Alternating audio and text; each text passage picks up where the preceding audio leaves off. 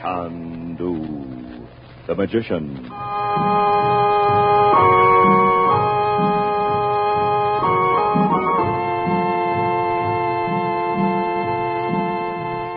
Next Monday at this same time, the makers of White King will continue the thrilling story of Chandu the Magician. And tomorrow, Saturday, when you do your weekend shopping, be sure at the head of the list you write the words White King. You'll like White King for washing clothes and for washing dishes, too. There's something about a dishpan full of nice, warm soap suds that makes a woman feel that her dishes will come out really clean. Every tiny granule dissolves completely in your dishwater, whips up to billowy clouds of suds. And White King suds rinse away quickly and completely, too, when you douse your dishes with hot water. Leave china, glassware, and silver so extra bright they dry in a jiffy. White King soap is extra kind to hands, too. It is so easy on lovely hands that thousands and thousands of ladies who use it say, I love White King. Yes, indeed, for washing clothes or dishes, you'll love White King.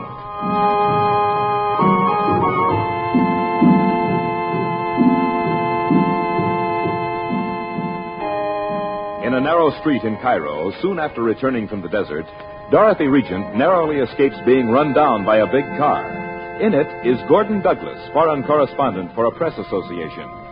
He insists on driving Dorothy home to the house of Princess Naji, where Frank Chandler and the Regents are staying. Fascinated by Douglas' colorful profession, Bob invites him in. When he learns that Dorothy is the wife of Robert Regent, internationally famous scientist, and that Chandler believes Regent is still alive somewhere, Douglas bombards them with questions. But Chandler refuses to allow him to write any story about Regent. Then Douglas invites them all to dinner at Mena House, the hotel on the edge of the desert. To Chandler's surprise, Dorothy accepts at once. Now, the following evening, the party is just finishing dinner. Chandu the Magician.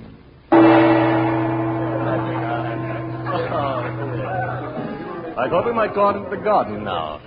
Do you think it's too cool, Mrs. Regent? Oh, I brought a coat. We found we needed them in the evening when we were staying here before we moved to Naji. You want to put it on now, Dot? Oh, I may as well. Thank you, Frank.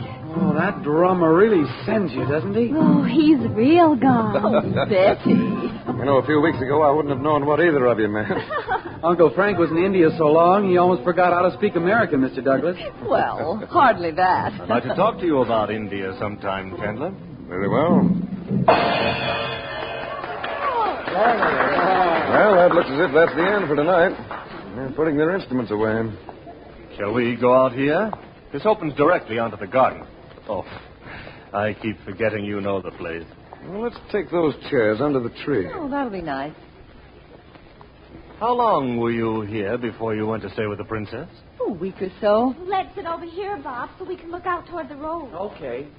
There's nothing to see, though. You can't tell what might come along. Comfortable, Mrs. Regent? Yes, thanks. Oh, Chandler, could you arrange for me to meet the princess? Well, I don't mind asking her if she comes back before I leave. But she never gives interviews. I'd like to meet her anyway. You have no idea the fantastic rumors I've heard about her. For instance? Well, for one thing, that her family goes straight back to the time of the pyramids.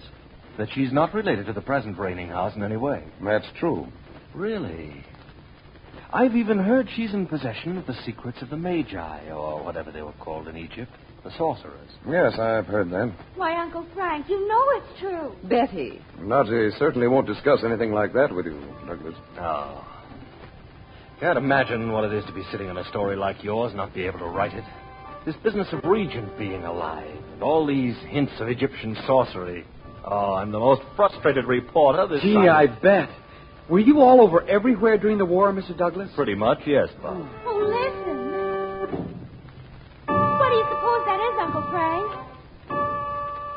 Well, it sounds like a procession of some kind in the road. Oh, let's go see. Come on, Bob. It sure sounds weird. Oh, wait, children, no. Mom, it's right out there. Well, I don't care. You know what happened to you the other time you were just standing out in the driveway. I'll go with them, Dot. Oh, all right then. I don't mind. Why don't you come too, Mother? No, thanks. This is the first evening we've had that feels like home. I'm going to sit right here. Well, come along, kids, if you don't want to miss it. No, Oh, wonderful. And I suppose there's no use in asking you what it was that happened to Bob. I'm sorry, Mr. Douglas. It's much too involved. Ah. You know, you're unbelievable. Why? Take all this so calm. Oh, I'm glad you think so. But you seem to be. My husband's been missing for 9 years. Now I've suddenly heard he's alive. Can you imagine any woman being calm, as you put it? No, I can't. That's why I'm surprised at you. We're doing everything we can to find him. And yet you won't let me help you. Why? What could you do? I could break the story that Robert Regent is alive. Every paper in the civilized world would pick it up. People everywhere would begin to look for him. They wouldn't find him. Now, why do you say that? Well, Yes, you spoke almost as if you really know where he is. no, I told you we don't, Mr. Douglas. Let's not talk about it anymore. It's just a story to you, I know, but we... no, it isn't, Mrs. Regent. I can't help being interested. Well, that is, of course, I don't know the circumstances. But you must realize better than anyone what it would mean to the world if your husband would go back to his work. My brother's doing all he can to find Robert. If he can't, nobody can. But Chandler has business of his own. That has to come first. How do you know? How do I know? I've been checking with my Washington office. He's something of a mystery man, isn't he? Oh, I don't think so. If Frank were as busy as you think, would he have brought all of us over here to Egypt? Oh, I've thought of that, too. But it looks odd, you know. He's been in and around Cairo for several weeks now. He's made no effort to look up his old friends, nor introduce any of them to you, nor... Well, you see what I mean. Well, you seem to have been checking in Cairo, too, Mr. Douglas. I told you I was a nosy reporter. Well, to show you there's no mystery about us, we went for a trip into the desert, for one thing. Well, then you think your husband may be in the desert somewhere. You know, I think all the movies about reporters must be utterly true to life. Oh, they are. 24 hours a day? Well, all right. I'll give up for the moment. I'll have some drinks sent out. What would you like? Why not wait for my brother? He'll be back in a moment. Unless they follow that procession up the road. Oh, I don't think even the children's curiosity would go that far. Frank? Shall I go and see what's become of them? Oh, no, thanks. They'll... Oh, here they come. Well, what was it? A wedding procession. And, Mother, they all went way out on the road to the Egyptians' village. We could see their lights almost all the way. And they had regular relays of musicians with those drums and horns. And were they dressed up? What do you mean by the Egyptians' village? Well, the Egyptian guides live in a village of their own. They have nothing at all to do with the Arabs, who've only been in Egypt for 10 or 11 centuries. Oh, didn't you know that, Mr. Douglas? Why, we knew an Egyptian guy that... Well, his ancestors used to be the slaves of Naji's ancestors when the pyramids were built. Really? What's his name? Oh, Ali something. Oh, Bob, you know. Ali Magoob El Gabri. Isn't that a name? He's not in Cairo now, though, Douglas, if you were thinking of looking him up. Oh. Where is Ali, Uncle Frank? I don't know exactly, Betty. Well, maybe Naji took him with her. Yes, she did. Don't you think we should be going, Frank? Oh, please, not yet. It's early. I was just going to send for some drinks. Do you mean me? Aivan. There is a message for you, Yasidi. A telephone call? Aivan, Yasidi. Ah, I was expecting it. It's long distance. I'll take it to my room. Oh, well, then we will... Oh, please, don't go, though. I'll send out the drinks and rejoin you as soon as I've finished. What will it be? Oh, they make marvelous lemonades here. Lemon squash, they call it. Bob and I drank them by the quart. Oh, yes, I'll have one, too. Nothing for me, thanks. Are you sure? Well, just as you like. I'll be right down. What a disagreeable way to have to earn a living. You mean Mr. Douglas? Prying into people's private lives. How can a man like that bring himself to do it? I can sure see how he can. I'd love every minute of it. And you say I'm curious. Well, it's a job with him. He gets to travel all over and be in on stuff everywhere. Secret meetings. You mean to say you wouldn't like that, Mom? No, I wouldn't. Why, Frank, he told me he even checked up on you. Oh, how did he go about that, did he say? Yes, through his office in Washington. I never saw such a curious man. I hope he told you what he found out. Well, nothing, apparently. You're a mystery man. Good. Well, you checked up on him, Uncle Frank. Well, that was different, Bob. Oh, sure. Bob, after all, the way we met him... Yes, for all we knew, Mr. Douglas might be working for Roxor. Oh, Betty. Well, he may be. But he's an accredited correspondent, all right. I telephoned the Press Association in Rome. Roxor can't have everybody in the world working for him. Fortunately for the world, no. I suppose he wanted to know more about Robert, Dot. Yes, he certainly did. He insisted he could find him if Hey, he... Uncle Frank, that's a red-hot idea. He could turn the newspapers loose, and boom. Gee, that's terrific. Now listen, Bob, and you too, Betty. Yeah? Douglas may try to pump you about your father. Don't tell him anything. Don't discuss it with him at all. We don't know anything to tell him, Uncle Frank. You know more than you think you do, honey. Both of you have seen Roxor, for instance. Douglas mustn't hear his name from any of us. No, I don't see why not. He might run into him somewhere. We don't know where Roxor went when he left Cairo, and if Mr. Douglas saw him, he could... No. Roxor may not have left Cairo.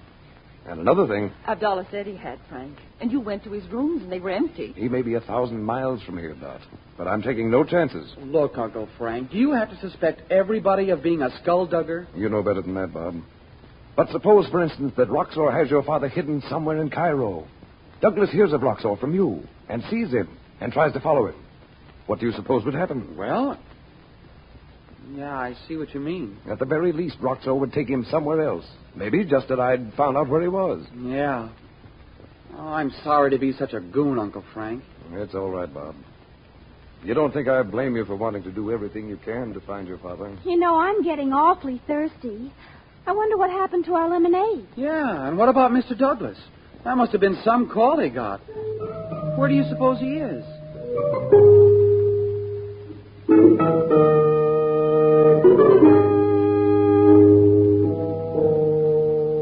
Yes. But I wish you wouldn't call me. I'll call you when I have the story. I tell you, I can't. I've got nothing but hints so far. Surely I'll work on the kids. Well, only one thing. You didn't tell me the widow was so charming. A delightful woman who won't talk yet. Oh, this job is going to be a pleasure, I assure you.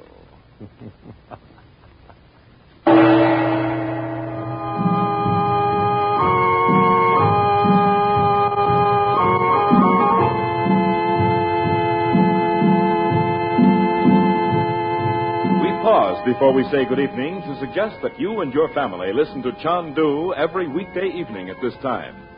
And for your family wash, we'd like to have you try the soap we make, White King Granulated Soap. If you think that a washing machine soap should make suds, plenty of rich, thick, energetic suds, then you'll love White King. For White King makes plenty of suds that stay up even when your wash water cools down. And White King suds are never lazy suds. They are so full of wash day energy, they wash your clothes clean and wash them fast. Why, even your most badly soiled bath towels, your food-stained table linens, and the youngsters' grimy play togs come clean in White King's rich, creamy suds. So on your radio, for thrills and adventure, remember to listen to Chandu the Magician every weekday evening. And in your weekly wash, remember to use White King Granulated Soap. Nothing washes like soap, and there is no soap like White King for your washing machine.